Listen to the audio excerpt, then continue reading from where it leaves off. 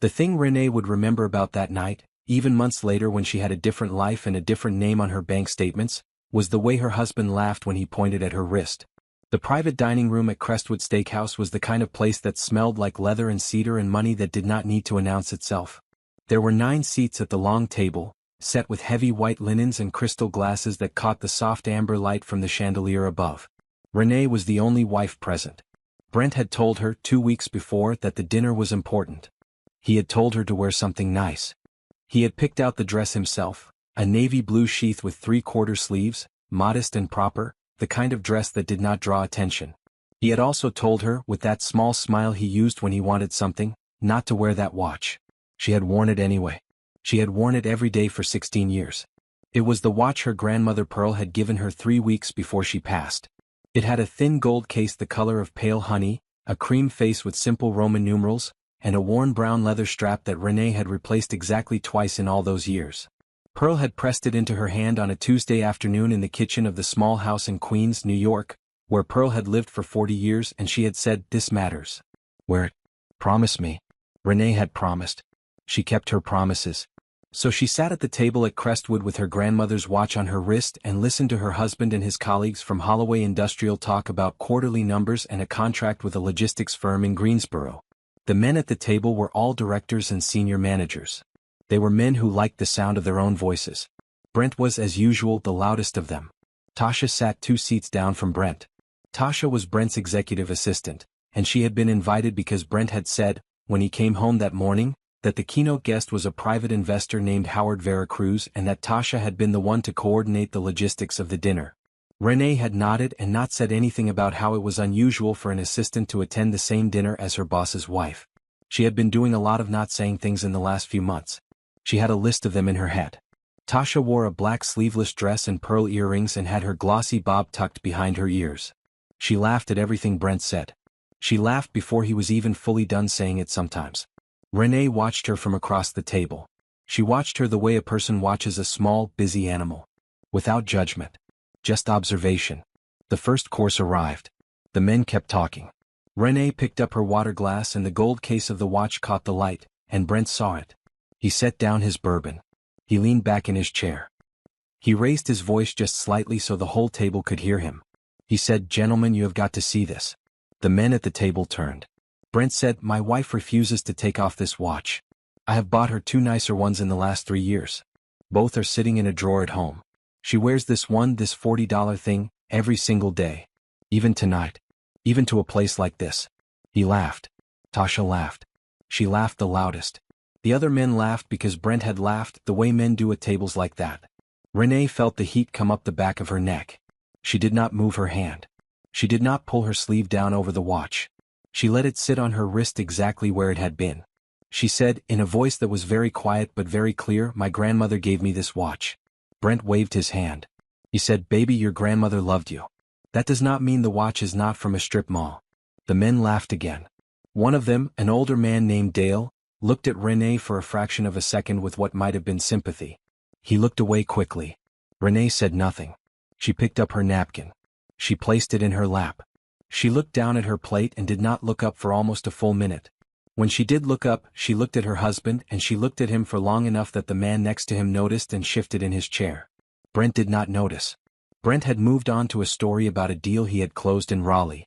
That was when the door at the far end of the dining room opened, and Howard Veracruz walked in. He was alone.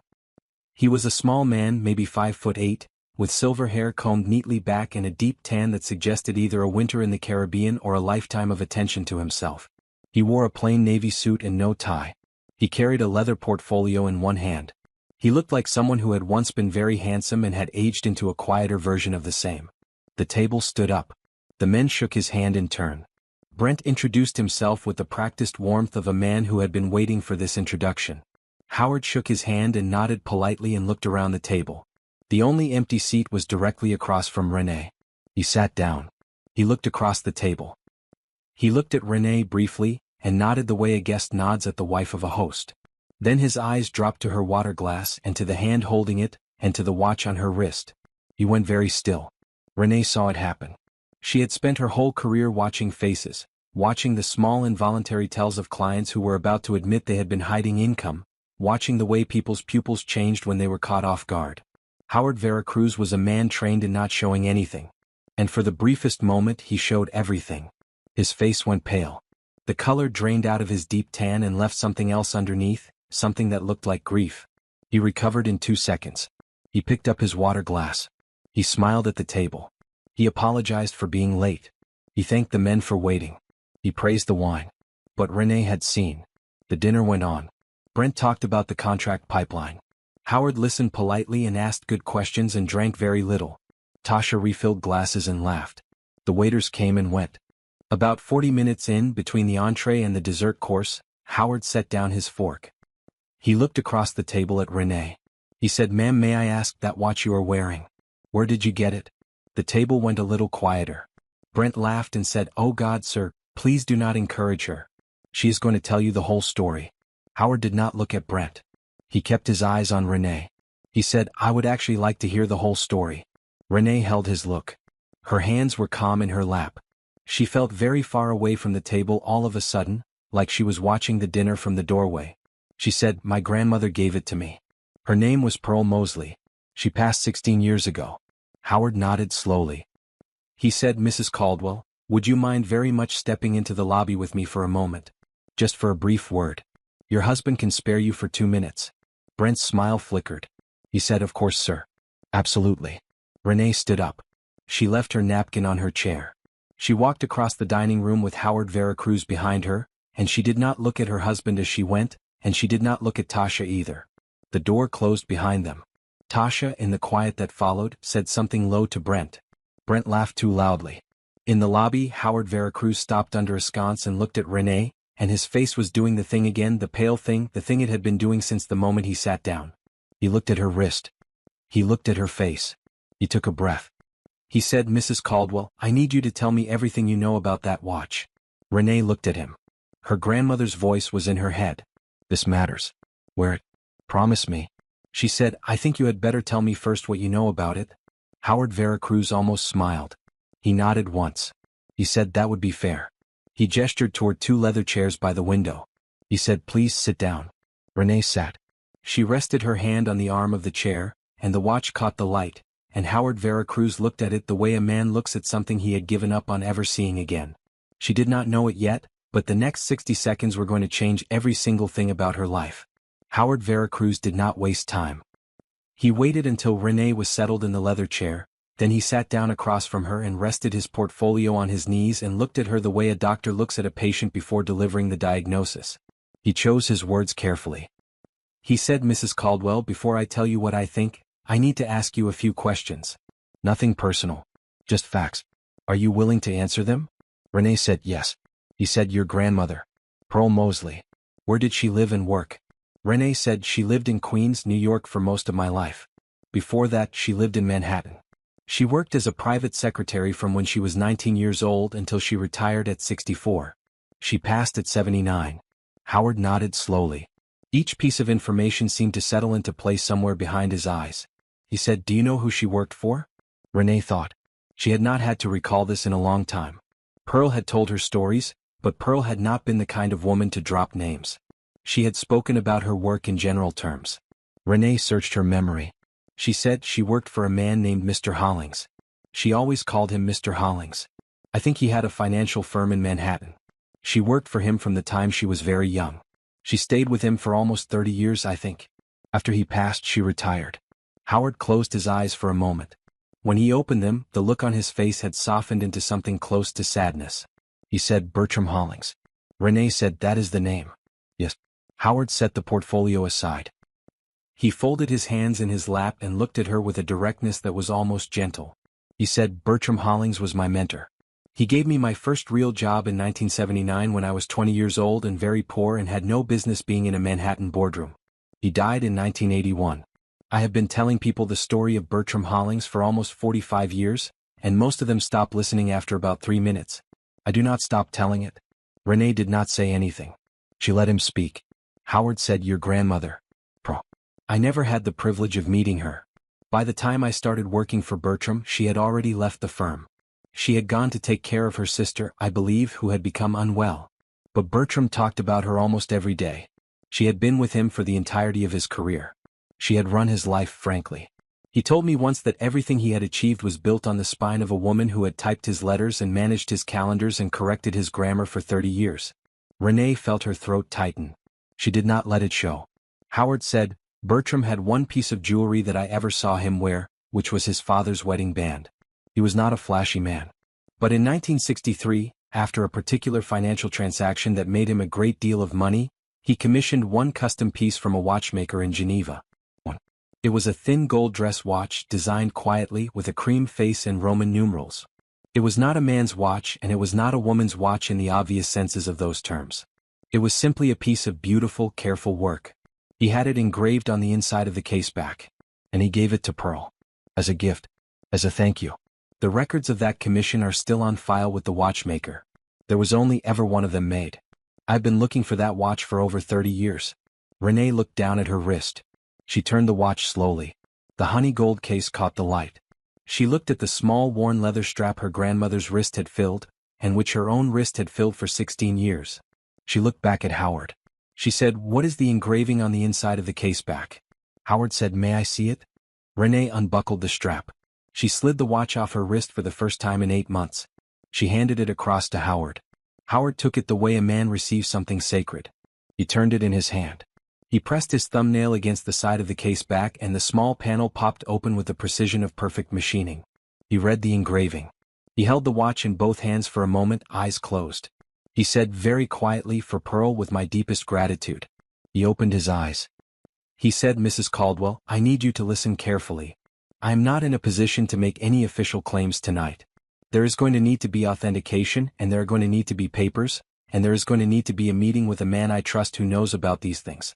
But I can tell you that you are wearing, on your wrist, the only known surviving piece of Bertram Holling's personal commission, and that I have been searching for this watch since the day his estate was catalogued in 1981. There were rumors that he had given it to her. The estate could never confirm. Pearl was not in New York at the time of his death. The watch was simply gone. Renee felt the room tilt very slightly. She said, My grandmother never wore it. Howard said, I am sorry? Renee said, I never saw her wear this watch. Not once. She kept it in a small wooden box at the back of her closet. She gave it to me 3 weeks before she passed. She made me promise to wear it. She said it mattered. Howard nodded slowly. He said she would have known what it was. Bertram would have told her. She kept it and she did not wear it and she gave it to her granddaughter on her deathbed and she made her promise to wear it. Renee said yes. Howard said, Your grandmother was sending you a message, Mrs. Caldwell. I do not know what that message was exactly. But she did not give you that watch by accident. Renee closed her hand around the empty space on her wrist. She said, What happens now? Howard said, What happens now is your decision. I would like, with your permission, to have the watch examined by a horologist named Dr. Owen Bramble. He is the foremost authenticator of mid-century Geneva commissions in this country. He is in Charlotte for a private commission next week. I can arrange for him to look at the watch on a date that is convenient for you. If after that examination the authentication is what I believe it will be, there are some other matters we should discuss.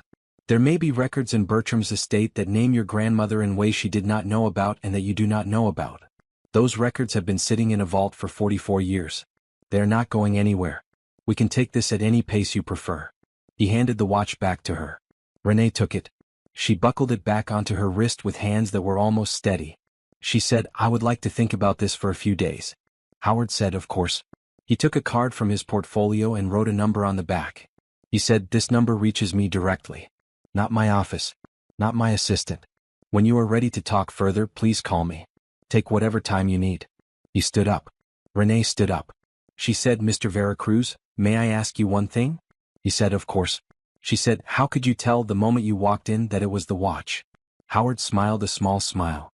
He said, Bertram had a photograph of it taken the week he commissioned it. He kept it in the drawer of his desk. He showed it to me twice in the year and a half I worked with him. I have been looking at that photograph in my mind for 45 years, Mrs. Caldwell. I would have known that watch in any room in the world. He nodded to her. Then he gestured toward the dining room door. He said, Shall we? They walked back into the dining room together. The men at the table looked up as they returned. Brent's expression flickered. He had been wondering.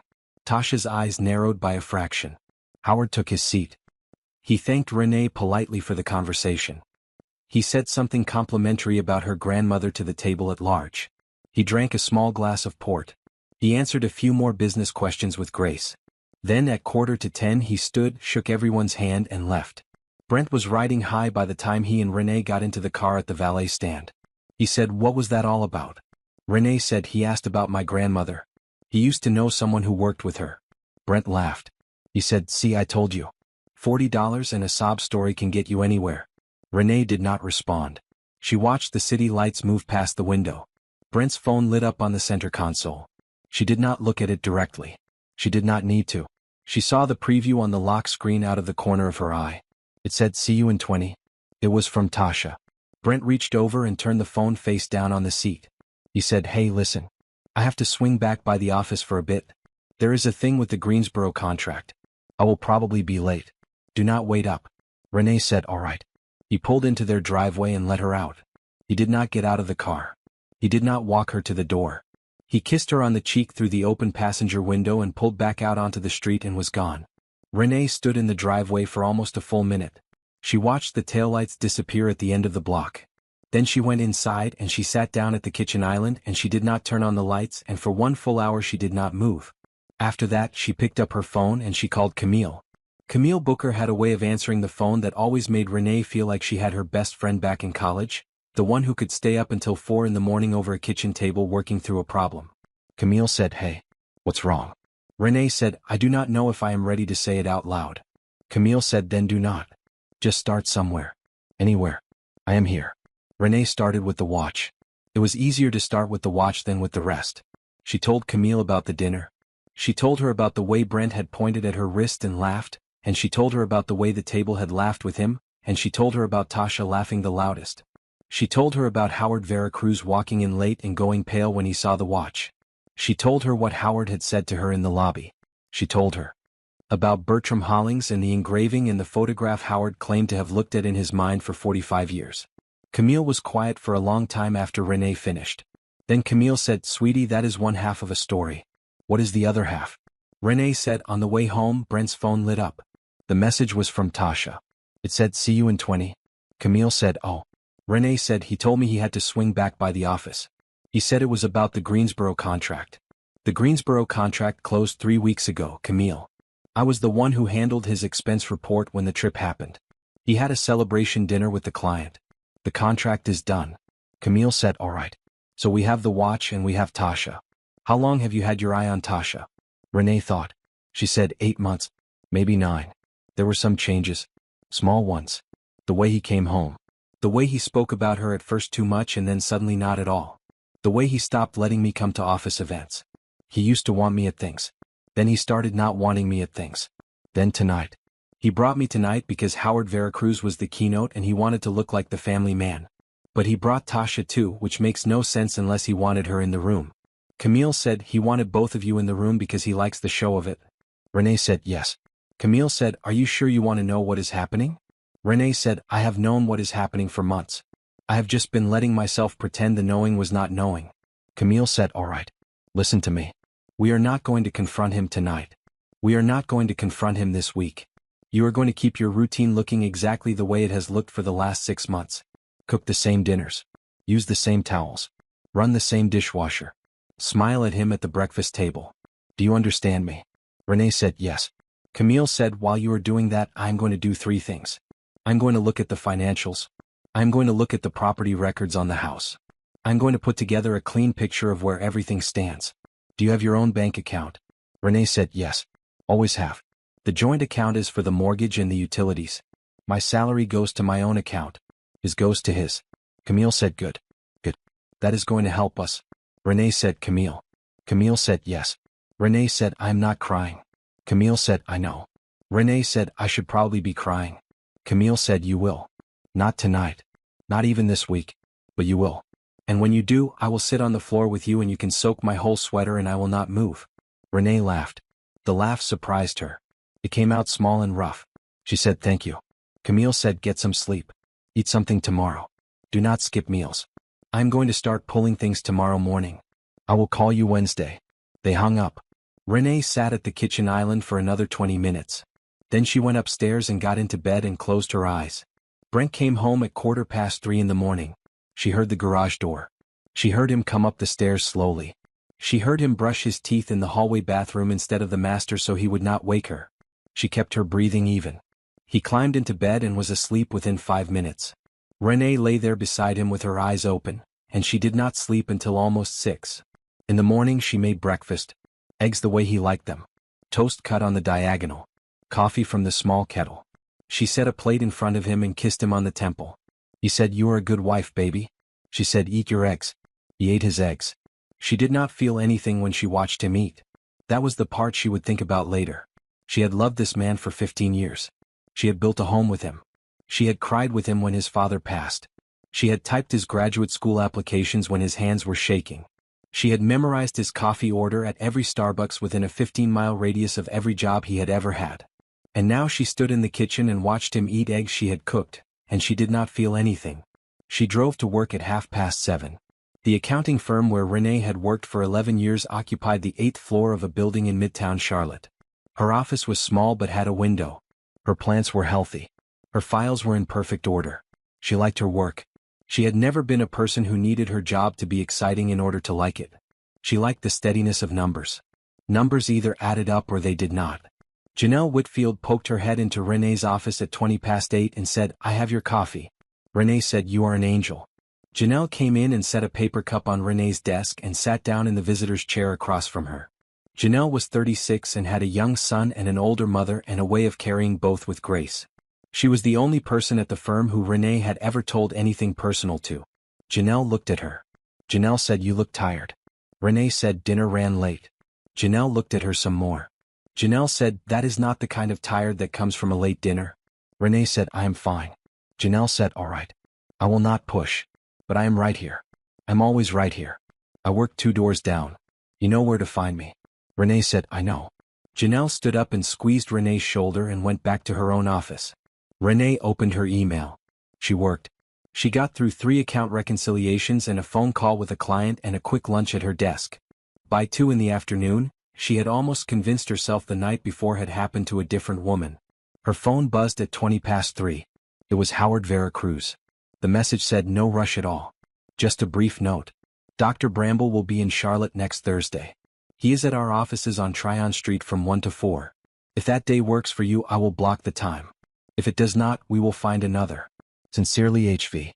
Renee read the message twice. She wrote back, "Thursday at 1 is fine. Thank you." He replied within a minute, "Wonderful. I will be there." Renee set the phone down on her desk. She looked at it for a long moment. She picked it back up and texted Camille. "Veracruz arranged the watch authentication for next Thursday. Where are you on the other thing?" Camille wrote back 10 minutes later. "Working through the bank statements. We'll have a clearer picture by Friday. Have you noticed anything else?" Renee thought about it. She put the phone down and turned to her computer and began working through the email queue she had been ignoring for 2 weeks. It was an hour into that work when she found the email. The email was from a small accounting service called Marsh Allen that Renee had never heard of. It had been sent to her address by mistake, addressed Dear Renee, with a request to confirm receipt of an attached invoice. The invoice was for consulting services rendered. It was billed by a company called Pierce Advisory. The recipient of the services was Holloway Industrial. The amount was for $47,000. Renee opened the attachment. She read the invoice carefully. She read it again. The lead consultant on the engagement was listed as Jared Pierce. Renee did not move for a long moment. Then she opened a new browser tab and searched the name Pierce Advisory in the North Carolina Business Registry. The owner of record for Pierce Advisory was Jared Pierce, of an address in Concord. The company had been registered 11 months earlier. Its registered agent was a law firm Renee did not recognize. She searched the name Jared Pierce. The first result was a LinkedIn profile. Jared Pierce was 34 years old and lived in Concord and had previously worked as an operations manager at a small distribution firm. The relationship section of his profile listed one family connection: his sister Tasha Pierce. Renee stared at the screen. She closed the browser tab. She did not download anything. She did not forward anything. She did not move. She picked up her phone and texted Camille. The text said, "I have something. It is bigger than what we thought." Camille drove over that night. She showed up at 9:20 with a laptop bag on her shoulder and a paper sack from the Vietnamese place on Park Road. She set the food on the kitchen island and looked at Renee. She said, "Where is he?" Renee said, "He texted 30 minutes ago. He is at a client dinner. He says he will be home around 11. Camille said, "Good. Show me what you found." Renee opened the laptop she had brought home from work. She showed Camille the email from Marsh Allen. She showed her the invoice from Pierce Advisory. She showed her Jared Pierce's LinkedIn profile and the family connection to Tasha. She showed her the registration date of the company. Camille looked at the dates. Camille said, 11 months ago. Renee said, "Yes." Camille said, "This is the same time period when Brent started his change in behavior." Renee said, "Yes." Camille said, "Walk me through what you know about how Holloway awards consulting contracts." Renee said, "I do not know all of it. But I know that contracts under $50,000 do not need full board approval. They are signed off at the director level. The Pierce Advisory invoice is for $47,000. It would have crossed Brent's desk and been approved by Brent." Camille said, "Has there been more than one?" Renee said, "I do not know. The email I got was forwarded to me by mistake. There may be more invoices that have gone to the right address all along." Camille said, "If there are, they are in his email and in Holloway's vendor records, neither of which we have access to." Renee said, "I know." Camille tapped her pen against the laptop screen. She said, "All right. 2 things. 1. This is a separate problem from the divorce. It is a cleaner problem in some ways because it does not require me to involve Holloway directly. We can route it through the state attorney general or through Holloway's outside auditor, which is a firm I happen to know. The second thing is that I want a forensic accountant on this before we do anything. I have someone. She is good and she is fast and she will find every other invoice that exists." Renee said, "What about the divorce?" Camille said, "The divorce is its own track. We can run them in parallel. I will draft your filing this weekend. We will not file until we are ready. When we file, we will have everything in order so that whatever he tries, we already have an answer." Renee said, "I do not want him to know yet." Camille said, "He is not going to know until you decide it is time for him to know." They ate noodles at the kitchen island. Camille kept the conversation light. She talked about her son's school project and her partner Daniel's new bike and a case she had won the week before. Renee listened. She felt her shoulders come down for the first time in 12 hours. Camille left at 10:30 with the email and the screenshots saved to a secure folder on a drive she had brought. Brent came home at 11:20. He kissed Renee on the forehead and said the dinner had been brutal and went straight upstairs. That weekend Renee found the second piece. It happened on Saturday morning. Brent had gone for his run. Renee was making coffee in the kitchen. Brent had left his phone on the counter, plugged into the charger on its back. The phone was face up. The screen was dark. Renee did not pick it up. She did not need to. The screen lit up at 8:12 with a message from Tasha. The preview showed 3 lines of text. The first line said, "Baby, last night was so good." The second line said, "Do you think she suspects anything?" The third line said, "She always looks like she does not see what is in front of her face, but I do not trust it." The screen went dark again. Renee stood at the counter and held the warm coffee mug in both hands and did not move. She took her own phone out of her pocket. She opened the camera. She framed the dark screen of Brent's phone in her camera viewfinder. She held still and she waited. The screen lit up again 2 minutes later, a follow-up message that said, "Call me when you get a minute." Renee took the photo.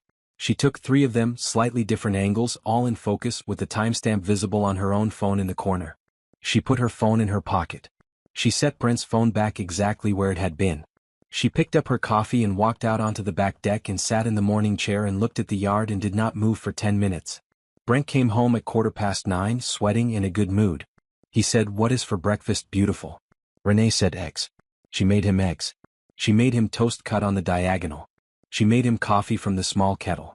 She set the plate in front of him and kissed him on the temple. He said, "You are a good wife, baby." She said, "Eat your eggs." He ate his eggs. She watched him chew. Once, 15 years ago, when they had been first married, Brent had been laid off from a job he had hated. He had come home and sat at this same kitchen island and put his head in his hands and cried, and she had stood behind him and put her arms around his shoulders and said, "We are going to be all right, we are going to be all right." She had meant it. She had stayed up that night writing his cover letters with him until 2 in the morning. She had pulled the down payment for that first apartment out of her own savings without ever once mentioning it. She thought about that morning while she watched him eat his eggs. She did not feel anything. That was the part that surprised her most. The absence of feeling. She had expected rage. She had expected grief. What she felt was the cold, clean clarity of a woman who had finished a long math problem and seen, finally, the answer at the bottom of the page. The numbers had added up. They had been adding up for months.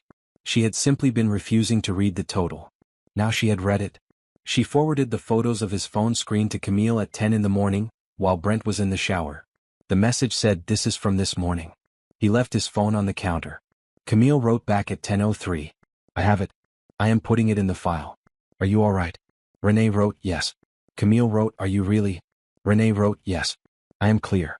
Camille wrote, "That is a different thing than all right, but it is going to serve you better today." Renee said nothing for the rest of the afternoon.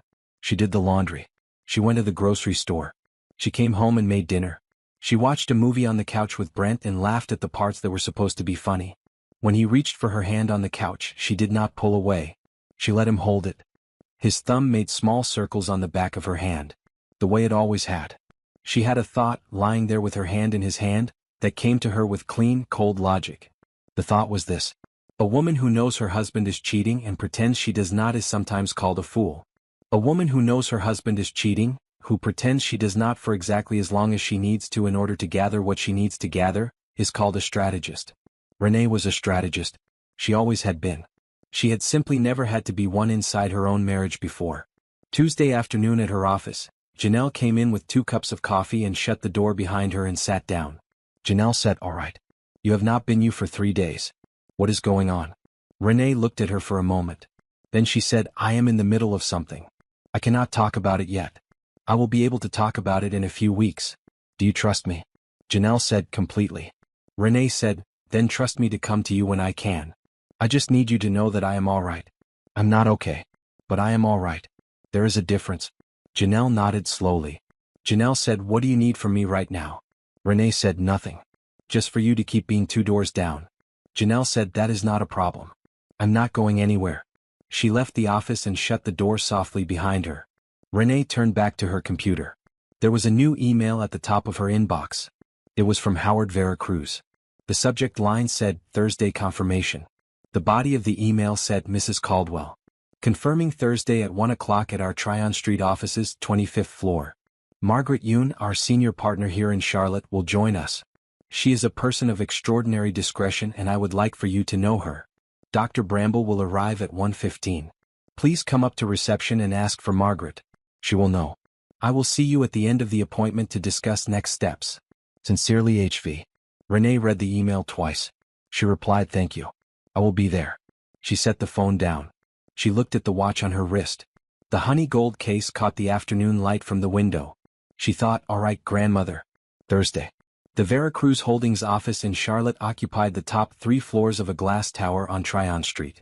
Renee took the elevator up to the 25th floor at 5 minutes to 1 on Thursday afternoon. She had taken a half day from work.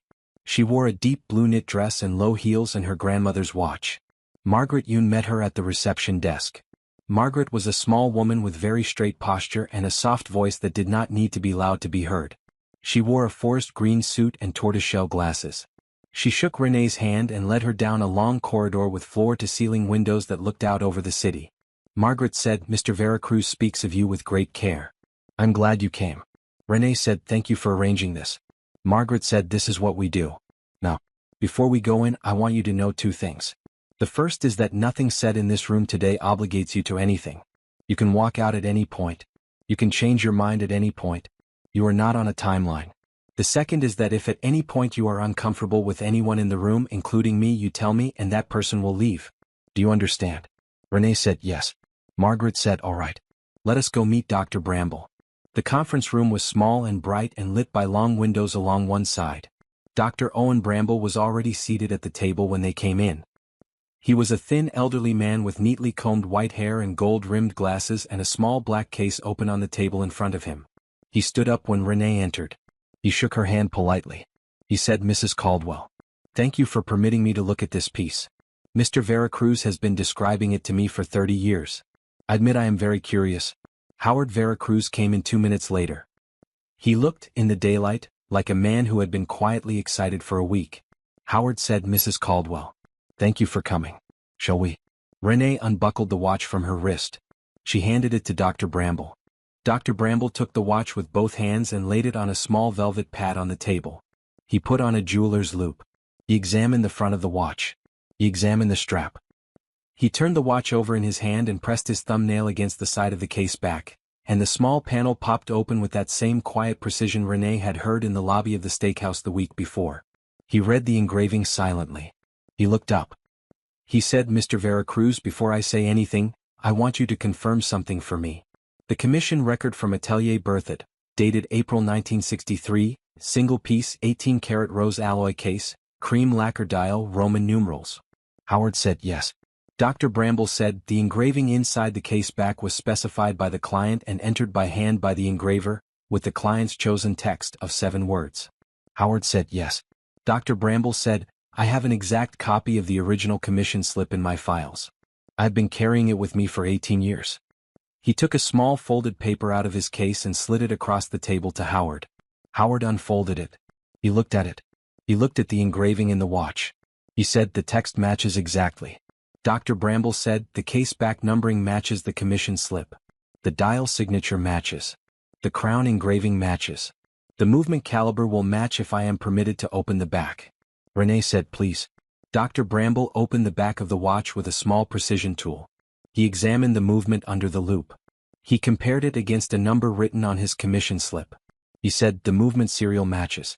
He looked up. He said, "Mrs. Caldwell, this is the watch. There is no doubt. The piece on this table was commissioned in Geneva in April 1963 by Bertram Hollings of New York City as a single specific work. There is no other watch like this anywhere in the world. I have been waiting for someone to walk in with it for almost half my career." Renee held herself very still. Dr. Bramble closed the case back. He polished the watch with a soft cloth. He laid it back on the velvet pad in front of her. He said, "May I ask you a question that is not strictly horological?" Renee said, "Of course." He said, "Who was Pearl Moseley to you?" Renee said, "My grandmother." Dr. Bramble said, "Do you know what Bertram Hollings did when he died?" Renee said, "No." Dr. Bramble looked at Howard. Howard nodded. Howard said, "Bertram Hollings died in 1981 at the age of 67. He had no wife. He had no children. He had no surviving siblings. He had 2 cousins, both of whom he disliked, and to whom he left, by the standards of Bertram Hollings, very small bequests. The bulk of his estate was placed into a charitable foundation that still exists today and still funds the medical research wing of 2 hospitals in Manhattan. But before his estate was settled, Bertram established 3 private trusts. One was for his housekeeper of 40 years. One was for his groundskeeper. The third was for Pearl Moseley." Renee said, "I never heard about a trust." Howard said, "No. I do not believe she did either." Margaret leaned forward. Margaret said, "I have spent the last 10 days reviewing the documentation. The trust was funded in 1981 in the amount of $260,000, which at the time was a substantial sum. It was structured to pay quarterly distributions to Pearl Moseley for the duration of her life, with the principal to revert to her descendants by name on her death. The trust was administered by a small private firm in Manhattan that has since been folded into a larger institution." Renee said, "My grandmother never received any payments." Margaret said, "No, she did not." Renee said, "Why?" Margaret said, "This is where it becomes a story rather than a record. From what we have been able to piece together, the trust documents listed an address for Pearl in Manhattan that was already out of date in 1981. By that point she had moved to Queens to be with her sister. The notice of the trust was sent to the Manhattan address. It came back. The administering firm, by the standards of the time and the limits of their effort, attempted to locate her. They were not able to. They made a small notation in the file. The trust went into a holding status. Quarterly distributions accumulated and were never dispersed. When Pearl passed 16 years ago, no one knew to inform the trust. The status remained as it was. The accumulated distributions and the principal have been sitting in that account, drawing interest since 1981. Renee said, "For 44 years." Margaret said, "Yes." Renee did not move. Howard said, "Mrs. Caldwell, the principal alone has grown substantially. Even at modest historical interest rates applied across 44 years, the trust as it stands today is a meaningful sum. We will run a precise calculation, but the figure is in the high 7 figures and possibly approaching 8. Renee felt the room go very quiet around her.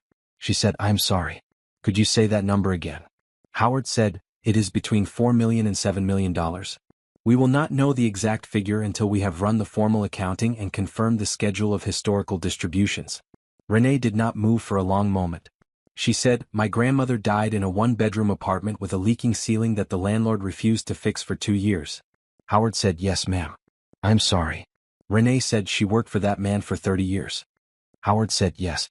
Renee said, and he tried to give her something at the end. And it just sat there. Howard said it sat there. Margaret said, Mrs. Caldwell. The trust is recoverable. The documentation is in good order. Your descent from Pearl Mosley is documented through your mother and through the family records. The recovery process is administrative rather than contested. There is no other claimant. The principal reverts to her descendants by name. You are her only surviving direct descendant. Renee said, I know. She looked down at the watch on the velvet pad. She picked it up and buckled it back onto her wrist. She did it slowly and carefully. She felt the leather settle against her skin. She felt the small weight of the case against the bone of her wrist. She said, Mr. Veracruz. Mrs. Yoon. Dr. Bramble. I would like to ask for two things. The first is your help with the recovery of the trust. The second is a few days to think about what I want to do with what comes next. Both the trust and the watch. Howard said, you have both. Margaret said, take whatever time you need. We are not going anywhere. Dr. Bramble closed his case quietly. He said, Mrs. Caldwell. May I add one thing? Renee said, yes. He said, the watch itself, separate from the trust, is a documented historical piece of significant value. There are private collectors of mid-century Geneva commissions who would, with proper authentication and proper representation, pay a sum that is not modest. I have been in this field for 47 years. I have, on 3 separate occasions, helped clients of Mr. Veracruz arrange private sales of pieces of similar provenance. If at any point you wish to consider a sale, I am at your service. The watch belongs to you. What you do with it is your decision, and there is no decision that anyone in this room would consider the wrong one. Renee said, thank you, Dr. Bramble. He shook her hand. He left. Margaret, Howard, and Renee sat at the table for another 20 minutes. They did not talk about money. They talked about Pearl. Renee found herself telling Howard things she had not told anyone in years. The way Pearl had cooked rice. The way she had braided Renee's hair on Sunday afternoons. The small wooden box at the back of the closet with the watch inside. When she stood up to leave, she felt steadier than she had felt in months. She rode the elevator down with her grandmother's watch on her wrist and her phone in her hand. She texted Camille. The text said, file the divorce on Monday. Camille filed the divorce paperwork on a Monday morning at 9:45. She had spent the weekend at Renee's kitchen island with a stack of bank statements, property records, and a yellow legal pad covered in her own clean handwriting. By Sunday night they had a complete picture of the marital finances. The house in Charlotte had been purchased 8 years earlier with a $40,000 down payment that had come entirely from Renee's savings. The mortgage had been paid out of the joint account, into which both of them deposited monthly contributions. But Renee's contributions had averaged 62% of the total over the 8-year period because Brent had stretched 4 separate periods of light spending into reasons to put less in. They had a brokerage account with about $90,000 in it. They had 2 cars.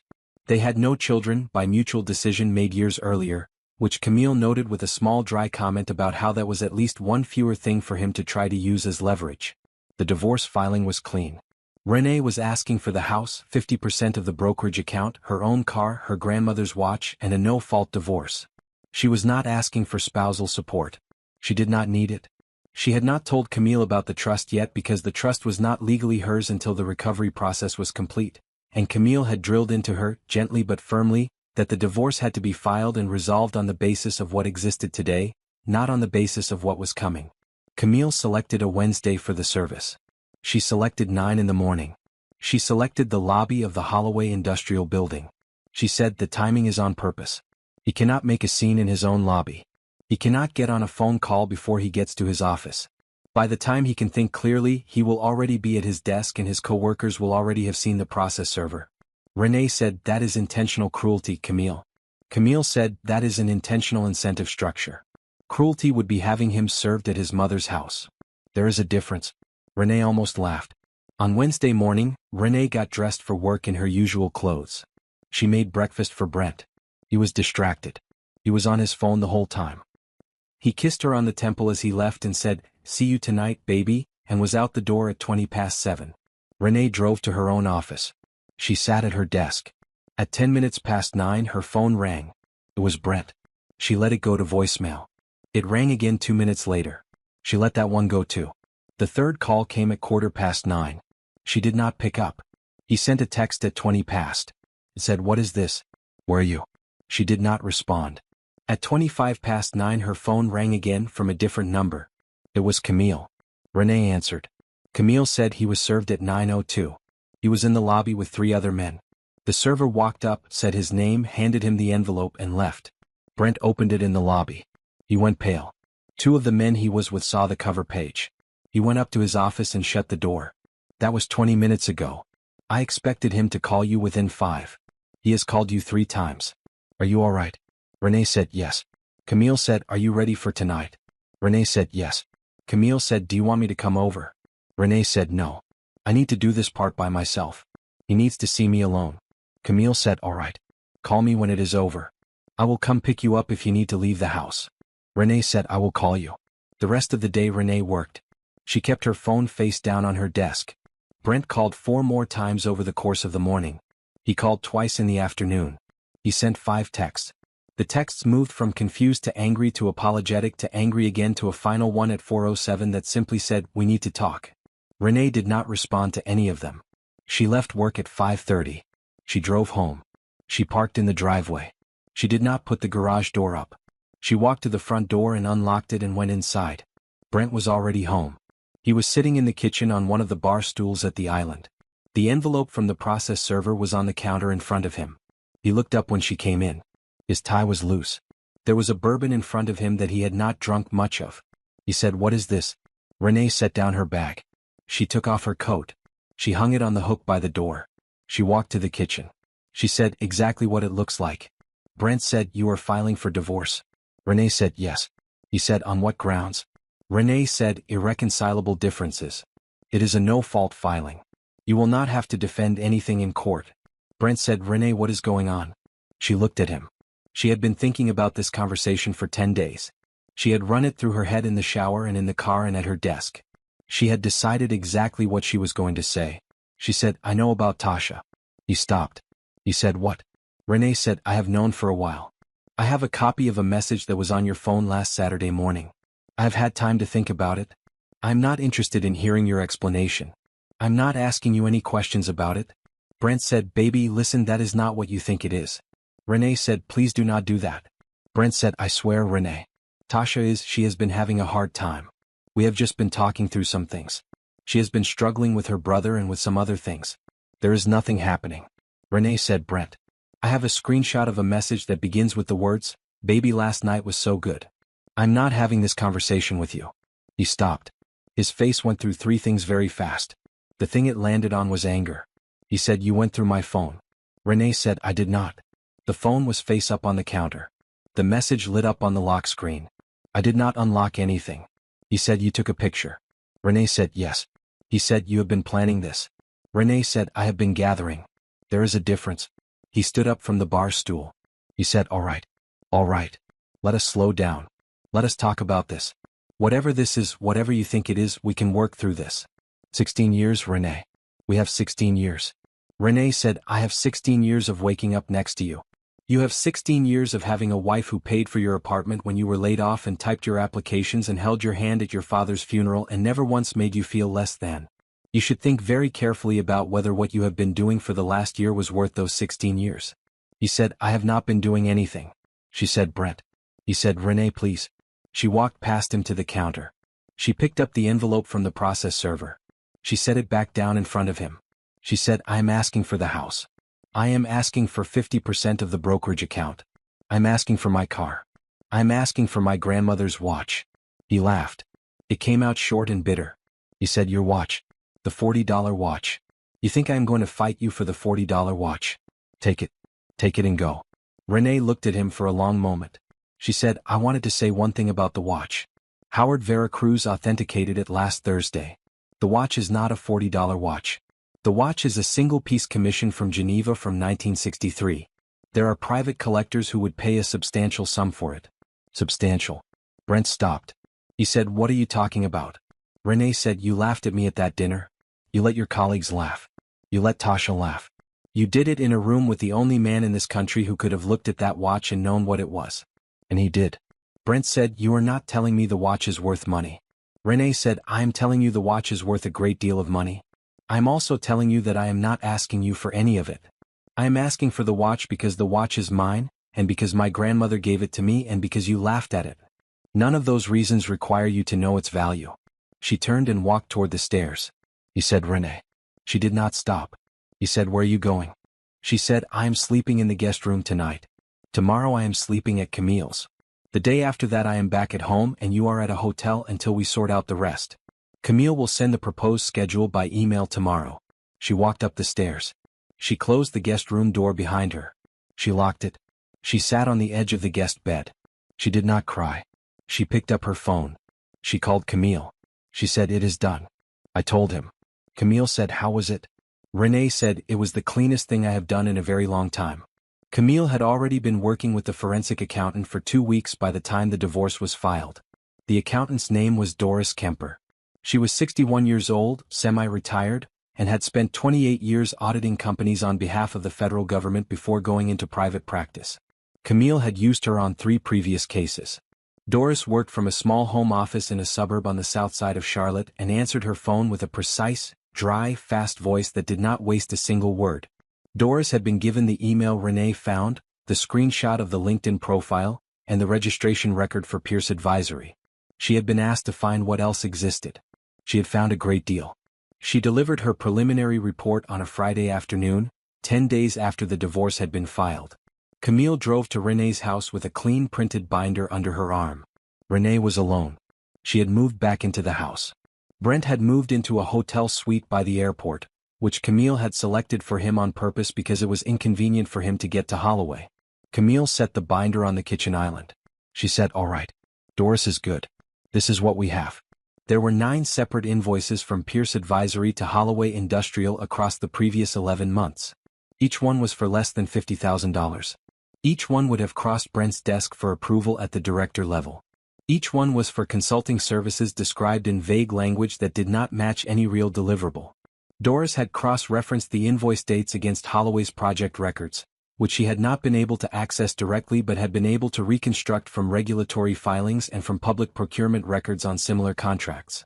She had found no evidence that any work corresponding to the invoices had actually been performed.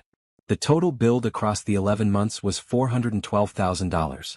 Doris had also pulled the Pierce Advisory bank record, which was findable through the company's registration. The deposits from Holloway had landed in a single business account at a small regional bank. Roughly 70% of the funds had been transferred out of that account, in monthly disbursements, to a personal account held by Tasha Pierce. Renee read the report carefully. She did not move quickly. Camille did not rush her. When she finished, Renee looked up. Renee said, the woman is taking money from her brother who is taking money from a fake consulting contract that her boyfriend is approving from his employer. Camille said, that is the simple version, yes. Renee said, this is not just an affair. This is theft. Camille said, this is fraud. Specifically, this is procurement fraud. It is also a violation of Brent's fiduciary duty to his employer. If Holloway Industrial is publicly traded, and they are, this also potentially implicates federal securities regulations. If we report this to the right people, it does not stay a private matter. Renee said, who do we tell? Camille said, we do not tell Holloway directly. If we do, they have an incentive to sweep it up internally and protect their own reputation. We file a complaint with the state attorney general's office. We send a separate letter to Holloway's outside auditor, a firm called Greenslit Partners, which I have a relationship with. The complaint and the letter go out the same day. Greenslit is required by professional standards to look into anything brought to them in writing. The Attorney General's office is not required to act, but they will because procurement fraud at a regional manufacturing firm is exactly the kind of clean win they like to take. Renee said, what happens to him? Camille said, what happens to Brent depends on what Greenslit and the Attorney General find. If they find what we found and Doris's documentation is what it is, then Holloway will have no choice but to act. Brent loses his job. Tasha loses her job. Tasha's brother is the one who actually owns Pierce Advisory and is the registered recipient of the funds, so the criminal exposure lands hardest on him. Brent's exposure depends on whether Holloway pursues civil restitution and whether the Attorney General pursues criminal charges. He may not be charged criminally. He almost certainly loses his career in this industry. Renee said Tasha. Camille said Tasha will be fired. She is more legally exposed than Brent because she is the one who personally received the diverted funds. She will likely be charged. She will likely settle for a payment plan rather than face trial. But her name will be in the public record. She will not work in any office in this region again. Renee said, all right. Camille said, I'm not going to tell you what to feel about that. Renee said, I do not feel anything about that. Camille said, are you sure? Renee said, my husband and his assistant have been stealing from his employer for the better part of a year while she has been sleeping with him in hotel rooms my mortgage is paying for. I'm sure. Camille said, all right. Renee said, file it. Camille filed the complaint with the Attorney General's office that Friday afternoon. She sent the letter to Greenslit Partners by courier the same day. The letter included Doris's preliminary report as an attachment. The audit landed at Holloway on Monday morning. Renee heard about the meetings secondhand through Janelle, who heard about them through a friend who worked in human resources at Holloway. Brent was summoned to a meeting at 10 on Tuesday morning with two senior partners from Greenslit and Holloway's general counsel. He was in the meeting for almost 3 hours. Tasha was summoned to a separate meeting on Wednesday morning. She was in her meeting for less than an hour. By Friday afternoon, both of them were on administrative leave with pay pending the conclusion of the audit. By the following Wednesday, both of them were terminated for cause. Tasha's brother Jared had a knock on his front door from a state investigator on Thursday morning. Pierce Advisory's bank account was frozen by Friday. Renee learned this in pieces as the days went by. She did not feel triumph. She did not feel grief. She felt the same cold, clean clarity she had felt the morning she watched Brent eat his eggs. Mr. Holloway himself called her on the second Monday after the audit had begun. Renee took the call in her office at the accounting firm. She closed the door. Mr. Holloway said, Mrs. Caldwell, forgive the directness of this call. I have been the chief executive of this company for 22 years. I have built this company carefully. What your husband has been doing has caused harm to a great many people inside this organization, and I want you to know that I am personally embarrassed by it. I have spoken with Brent in this office a dozen times over his 5 years here. I considered him a personal protege. I'm sorry. Renee said, Mr. Holloway, you did not steal from your own company. You do not need to apologize to me for what someone else did. Mr. Holloway said, I am told that the audit was prompted by a complaint that came from outside this company. I am told that the documentation supporting that complaint was unusually well prepared. I have my suspicions about who prepared it. I'm not going to ask you to confirm them. Renee said, that is wise. Mr. Holloway laughed. It was a tired laugh. He said, Mrs. Caldwell, if you ever need anything from me, professionally or personally, please call. You have my number. Renee said, thank you. She hung up. She sat at her desk and looked out the window for a long moment. Then she picked up her phone and called Howard Veracruz. Howard answered on the second ring. Renee said, Mr. Veracruz, I would like to come up to your office on Thursday if you have time. I have made some decisions. Howard said, I have time. I will rearrange things if I do not. What time works for you? Renee said, 2 o'clock. Howard said, 2 o'clock. I will see you Thursday. Renee hung up. She turned to her computer. There was an email at the top of her inbox from Camille. The subject line said, Greenslit preliminary findings. The body said, attached. Read it when you have time. Renee opened the attachment. The findings were exactly what Doris had predicted. Greenslit had recovered roughly $390,000 of the diverted funds from the Pierce Advisory account before it was frozen. The remaining $22,000 had been spent and would need to be recovered through civil action. Brent's role had been characterized as approving authority for fraudulent invoices. The report recommended termination, civil restitution, and referral for potential criminal prosecution. Renee closed the report. She thought about her grandmother for a moment. Pearl had worked her whole life. She had typed thousands of pages of correspondence for a man who had quietly been one of the wealthiest men in Manhattan. She had run his life. She had kept his calendar. She had corrected his grammar. She had never once asked him for anything. He had given her a watch and a trust she had never known about, and the trust had sat in a vault for 44 years, drawing interest, while Pearl had lived in a one-bedroom apartment in Queens with a leaking ceiling. Renee had a thought. It was the thought that had been forming for a week. It had a clean shape now. She picked up her phone. She called Janelle. She said, Janelle, are you free for lunch tomorrow? Janelle said, of course. Renee said, I want to talk to you about something. It is going to take an hour. Can you keep it private? Janelle said, Renee, I have been keeping things private for you for 11 years. What is it? Renee said, I'm going to start something. I want you to be a part of it. Renee met Janelle for lunch at a small bistro near the office that had a quiet back room. She told Janelle everything. The dinner. The watch. Howard Veracruz. Bertram Hollings. The trust. The forensic accountant.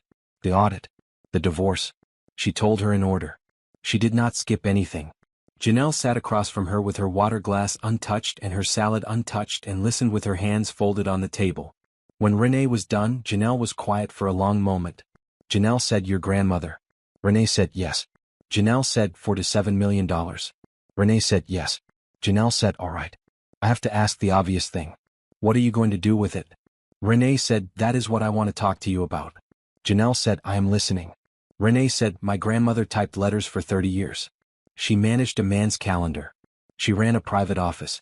She did not have a college degree. She did not have any title that mattered to anyone outside that office. The man she worked for understood at the end what she had been to him. He tried to give her something. The system failed her. The notice went to an old address. No one looked harder. She lived the rest of her life in a one-bedroom apartment in Queens. The money sat in a vault for 44 years. Janelle said, "Yes." Renee said, "There are women like my grandmother in every office in this country. Not the founders. Not the partners. The women who type and file and answer the phone and remember which client takes cream in their coffee and which client's daughter is in college. The women who keep the lights on. They are not seen. They are not mentored. They do not get the door opened for them. They watch the door close behind people they helped get hired." Janelle said, "Yes." Renee said, "I want to start a foundation. I want to call it the Pearl Mosley Foundation. I want it to do two things. The first is to provide scholarships for Black women going into accounting, finance, and administrative careers. Real scholarships. Tuition, books, a stipend, the whole thing. The second is mentorship. We connect every scholarship recipient to a working professional in their field who agrees to be available for them for 2 years. Real mentorship. Standing meetings. Honest feedback. Door opening." Janelle said, "Renee." Renee said, "I want you to run the operations side of it. Full time. I will pay you what you are making at the firm plus 30%. Full benefits. I want you to leave the firm and come do this with me." Janelle said, "You are serious?" Renee said, "I am serious." Janelle said, "When does this start?" Renee said, "The trust is recoverable in roughly 2 months according to Margaret Yoon. The watch authentication is complete. I can sell the watch privately and have proceeds in roughly 6 weeks. I have an appointment with Howard on Thursday to talk about a private sale to one of the collectors Dr. Bramble mentioned. Between the watch sale and the trust, the foundation will have between $5 and $8 million in initial funding. That is enough to support 20 scholarships a year for 10 years and have endowment left over." Janelle said, "You are doing this?" Renee said, "I am doing this." Janelle said, "I have to tell my husband." Renee said, "Of course." Janelle said, "I am going to say yes. I just have to tell him. I do not need his permission. I just want him to know." Renee said, "Take your time." Janelle said, "Renee." Renee said, "What?" Janelle said, "Your grandmother is going to be so proud." Renee did not say anything. She looked at her plate. She did not let herself cry. Not in the bistro.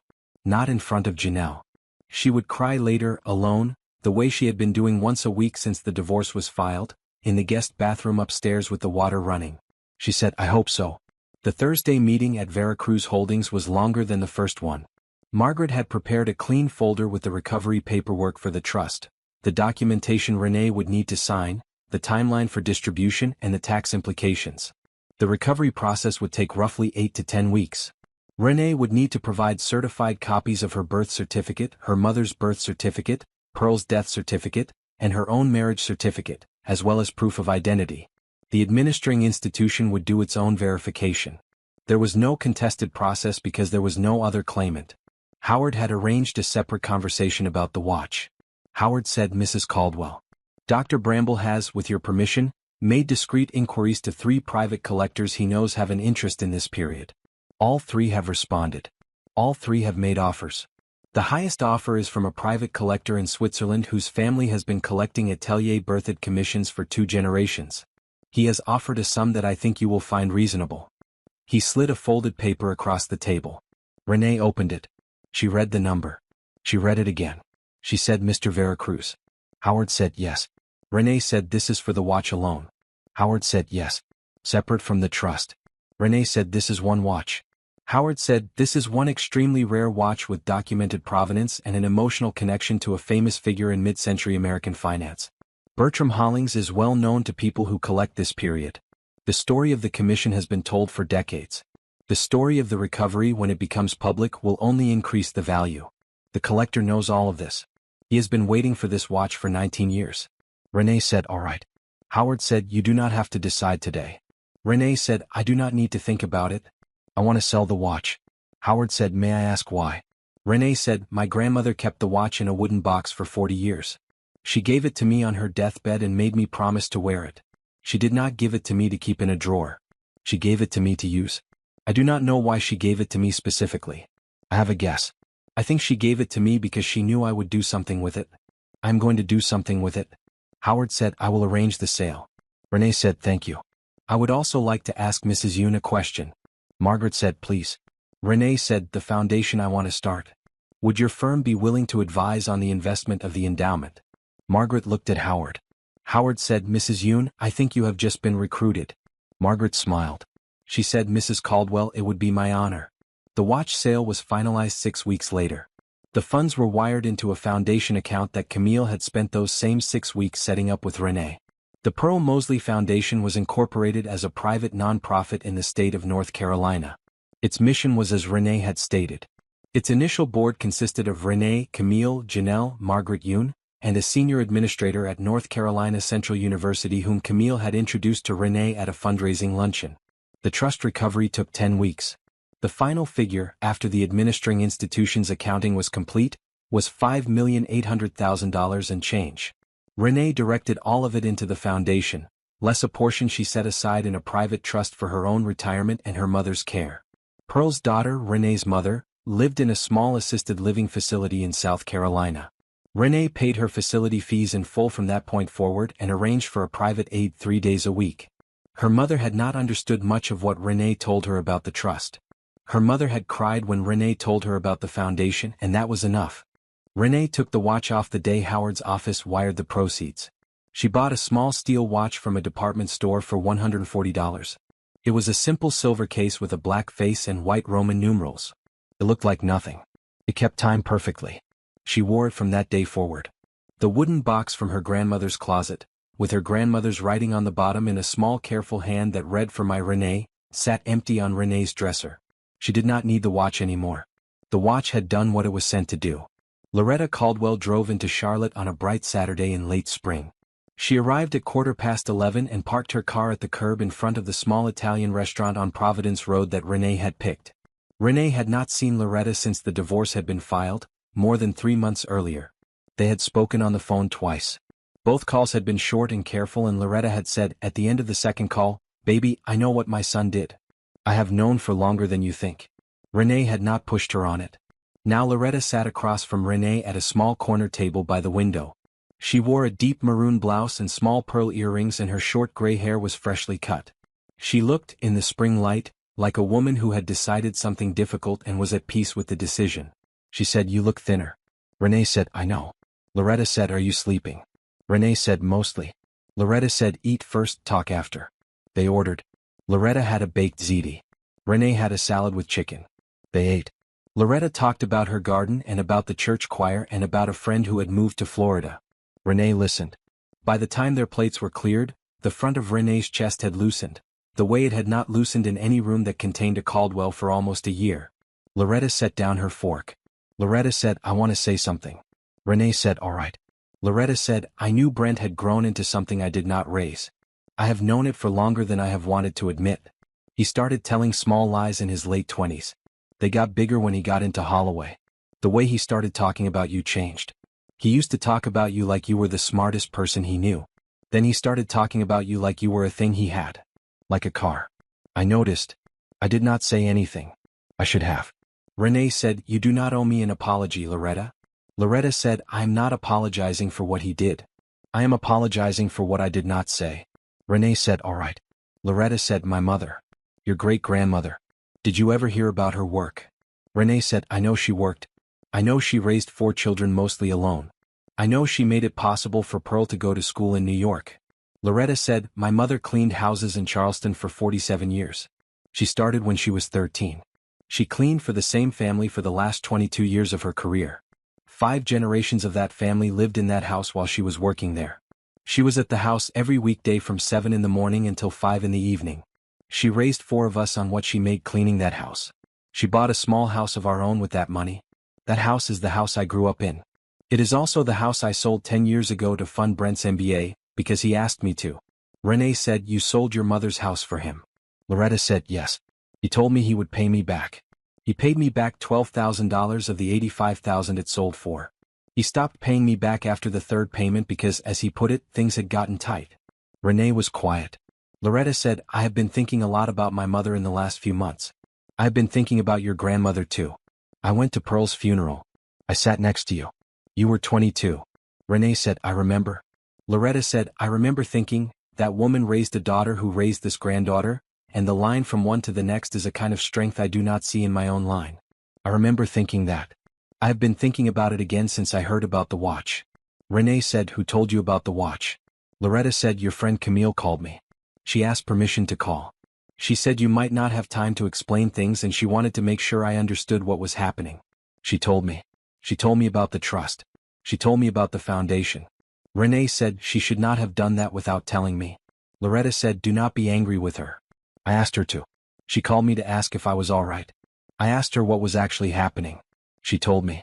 She said you would be in touch when you were ready. Renee said, all right. Loretta said, I want you to listen to me.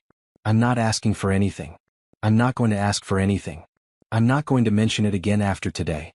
I want to say one thing. Renee said, all right. Loretta said, the way you handled this, the way you have handled all of this, the way you took something that was meant to make you small and turned it into something that is going to make 100 other young women not small. That is a thing my mother would have understood.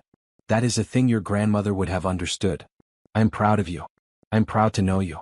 I'm sorry that the man I raised was the reason you had to do it. But I am proud of you. Renee felt the tears come up. She did not try to stop them. She let them sit in her eyes for a moment and then she let them fall, 2 of them, and she wiped them away with the back of her hand. She said, thank you, Loretta. Loretta said, will you come to Sunday dinner at my house in 2 weeks? Renee said, yes. Loretta said, good. She paid for lunch over Renee's protest. They walked out to her car. Loretta hugged Renee at the curb. She held the hug for longer than she usually did. She got in her car and drove back out of the city. The divorce was finalized 3 days later. The court appearance was brief. The judge asked the standard questions. Renee said yes to all of them. Brent's lawyer asked for one final consideration on the brokerage account split, which the judge denied. The judge signed the order. The marriage of 15 years and 7 months ended at 10:03 on a Wednesday morning. Camille and Renee had agreed in advance to leave through the side entrance. They did. Brent, who had been hoping to corner Renee in the hallway after the proceeding, came out the front entrance and found her car already gone from the parking lot. He called her at 6 in the evening. Renee was in her kitchen. She had just gotten home from work. She looked at his name on the screen of her phone for a long moment. Then she picked up. She said, Brent. He said, Renee. He sounded tired. He sounded like a man who had been drinking, although she could not be sure. He said, I just wanted to talk to you. She said, all right. He said, I never imagined this was how this would end. She said, no. He said, I want you to know I am sorry. She said, all right. He said, I want you to know that I am going to be all right. I'm going to land on my feet. I have a few options. There is a firm in Atlanta. There is also some restructuring work I am doing for an old friend. I'm going to be fine. She said, Brent. He said, yes. She said, I'm not asking how you are going to be. He stopped. He said, what? She said, I have not asked how you are going to be. You did not need to tell me. You did not need to tell me because nobody asked. I want you to think about that. Tomorrow. Next week. Next year. Every time you find yourself wanting to tell someone how you are going to be when nobody has asked, think about why you are telling them. He was silent. She said, I am only going to say one more thing, Brent. I want you to listen. He said, okay. She said, you laughed at the watch. He said, Renee. She said, you laughed at the watch. At a table. In front of your colleagues. With another woman next to you who was already in your bed. The watch was the only thing my grandmother gave me. The watch was the only thing my grandmother gave me and you laughed at it. I want you to know that I am not angry about it. I want you to know that I have not been angry about anything for a long time. The thing I want you to know is this. I will spend the rest of my life remembering how easy it was for you to laugh at something that mattered to me. And I will spend the rest of my life making sure I never give that easiness to anyone else. Not to a man. Not to a friend. Not to a coworker. Not to anyone. You did not just laugh at a watch. You taught me a lesson. I am thankful for the lesson. I'm not thankful for what it cost. He did not say anything. She said, take care of yourself, Brent. She ended the call. She set the phone face down on the counter. She poured herself a glass of water from the pitcher in the refrigerator. She drank it standing at the sink. She looked out the window at the small yard. The grass was getting long. She would call someone tomorrow. Then she went upstairs and she took a shower and she went to bed and she slept all the way through the night for the first time in 9 months. 6 months after the divorce was finalized, the Pearl Mosley Foundation held its launch reception at a small bright event space on the second floor of a renovated mill building in downtown Charlotte. Renee had picked the space herself. It had tall industrial windows along 2 walls and white painted brick and polished concrete floors and a long wooden table at one end where the catering had been set up. The afternoon light came in pale and even, no shadows in the corners, no gold tones, no haze. The space looked the way Renee felt. Clear. She had been at the venue since 9 that morning. Janelle had been there since 7. The two of them had spent the morning walking through the program with the events coordinator, checking the placement of the signage, testing the microphone. The signage was simple. It said, in clean white letters on a deep blue background, the Pearl Mosley Foundation. There was no other logo. There was no slogan. Renee had been firm about that. The reception was scheduled to start at 3. By 2:30 the room had begun to fill. Camille came in with her partner Daniel and went straight to the snack table, where she handed Renee a small wrapped box she said was just a little something. Inside was a brass paperweight engraved with the foundation's name and the date. Renee held it for a moment. She did not say anything. She just nodded at Camille. Camille nodded back. They had been doing that for 20 years. It had always been enough. Margaret Yoon arrived at 2:40. She had brought her husband, a quiet older man who worked at one of the universities. She introduced him to Renee. He shook Renee's hand and said, "My wife has not stopped talking about this work for 5 months. Thank you for letting her be part of it." Howard Veracruz flew in from New York and walked in at 2:45. He was wearing the same plain navy suit he had worn at the steakhouse almost a year before. He had a small bouquet of white flowers in his hand, which he handed to Renee with a small bow. Howard said, "Mrs. Caldwell. Or I should say, Miss Caldwell." Renee said, "Renee is fine." Howard said, "Renee. Bertram would have loved this." Renee said, "My grandmother would have loved this." Howard said, "Yes. They both would have." He put his hand briefly on her shoulder and went to find a seat. Loretta came in at 5 minutes to 3. She was wearing the same maroon blouse from the lunch in the spring. She walked in slowly and looked around the room and found Renee. She came over and held Renee's face in both hands for a moment and did not say anything. Then she said, "Your grandmother is here today, baby. She is right here." She let go and went to sit in the front row. Renee's mother could not travel. Renee had hired a private nurse to spend the afternoon with her. The nurse had been instructed to play a recording of the speech later, with subtitles on the television, and to read it to Renee's mother slowly, word by word, in case she missed any of it.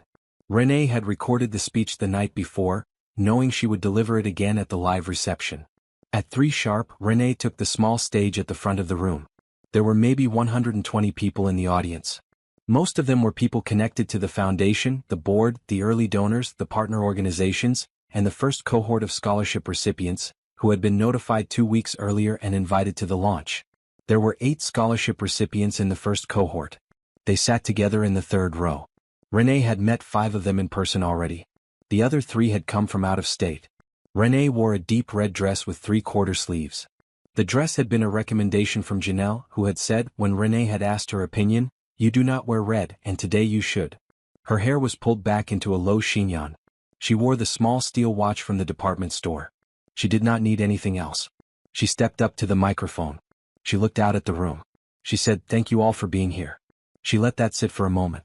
She said, "The woman this foundation is named for was my grandmother. Her name was Pearl Mosley. She lived for 79 years. She was born in South Carolina in 1925. She moved to Manhattan when she was 19. She worked, in the years between then and her retirement, as a private secretary for one man for 30 years. She typed his letters. She kept his calendar. She corrected his grammar. She managed his life. She made it possible for him to do everything he ever did. When she retired, she moved to Queens to take care of her sister. She lived in a small apartment for the rest of her life. She raised my mother on her own. She helped my mother raise me. She taught me how to cook rice. She taught me how to braid hair. She taught me, without ever saying it out loud, that the women who keep the lights on in offices are the women who keep the lights on in entire industries, and that those women do not always get their names on the door. Pearl never got her name on a door." Renee paused. She said, "Today we put her name on a door." The room was very still. Renee said, "The Pearl Mosley Foundation will provide full scholarships, mentorship and professional support to Black women entering the fields of accounting, finance and administrative work. We will support 20 new students per year. Each student will be matched with a working professional in her field who will commit to 2 years of standing meetings. Each student will have her tuition paid in full. Each student will have a stipend for books and living expenses. Each student will leave her program with a job placement support team behind her. We are not interested in giving anyone a check. We are interested in giving women the same things my grandmother spent 30 years quietly giving to other people. Time. Attention. The benefit of someone's full presence. We start this work today. She turned and looked at the 8 young women in the third row. She said to the first cohort, "Thank you for choosing us. We are choosing you back." The room broke into applause. Renee waited for the applause to settle. She said, "I want to thank a few people. My friend Camille, who has been my lawyer and my best friend for 20 years and who is the only reason I am standing here. My friend Janelle, who is the operations director of this foundation and who left a job she had held for 11 years to come do this with me. Margaret Yoon, who has been wiser to me than any teacher I have ever had. Mr. Howard Veracruz, who walked into a steakhouse one night and saw something he had been looking for 45 years, and who could have walked back out and said nothing, and who chose instead to stop and ask me a question. Loretta Caldwell, my mother-in-law for many years and my friend now, who is in the front row. My mother, Constance Mosley, who is at home in South Carolina watching this on a recording later this afternoon, and who I love very much." She paused. She said, "And finally, my grandmother." She held up her wrist. The small steel watch caught the light. She said, "This is not the watch she gave me. The watch she gave me is in another country now, with a man who has loved that piece of work for 19 years. He paid a great deal for it. The proceeds are why we are standing in this room today. The watch she gave me did exactly what she meant it to do. It came home in my hand and it left in someone else's hand, and on its way out of the door it became, for the women in the third row of this audience, the beginning of a life they were not promised. I hope you can see this." She stepped back from the microphone. The room stood up. Renee did not cry. She had cried plenty in the months leading up to this moment. There were no tears left for this part. This part was the bright, clean part. This part was the part she had been walking toward since she had sat in the kitchen at 1 in the morning and called Camille, almost a year before. After the speech there was a small reception. Renee walked the room and shook hands. She found her way to the third row eventually. She introduced herself to each of the 8 scholarship recipients in person. The last one she came to was a young woman who had driven up from Atlanta that morning. The young woman was 22 years old. She had a small notebook in her hand. She had introduced herself to Renee as Yvonne Carter. She was the first person in her family to attend college. She was about to start a master's program in forensic accounting. Yvonne looked at Renee. She held out her hand. Yvonne said, "Miss Caldwell, I want to tell you that my grandmother was a private nurse for 37 years. She raised my mother and my aunt on what she made doing private night shifts. She passed 2 years ago. She told me before she went that I was going to do something she did not get to do. I did not know what she meant. I think I know now." Renee held Yvonne's hand. She said, "You are going to do something you did not get to do either, Yvonne. Both of those things are true." Yvonne nodded. She did not let go of Renee's hand for a moment. Then she did. Renee watched her walk back to her seat. She watched her sit down and open her notebook and write something in it. Renee turned and looked across the bright room. The afternoon light was still coming in pale and even through the tall windows. Janelle was laughing with one of the donors near the back. Camille was talking to Loretta. Margaret was standing with Howard and a woman from the local press. Brent was not there. Tasha was not there. They were both, in their own separate places, trying to figure out what to do with the ruins of choices they had made. That was their work, not Renee's. Renee picked up a glass of water from the table and held it in her hand and looked at the room one more time. She said very quietly, only for herself, "All right, grandmother. We did it." Then she went to greet the next person who was waiting to shake her hand.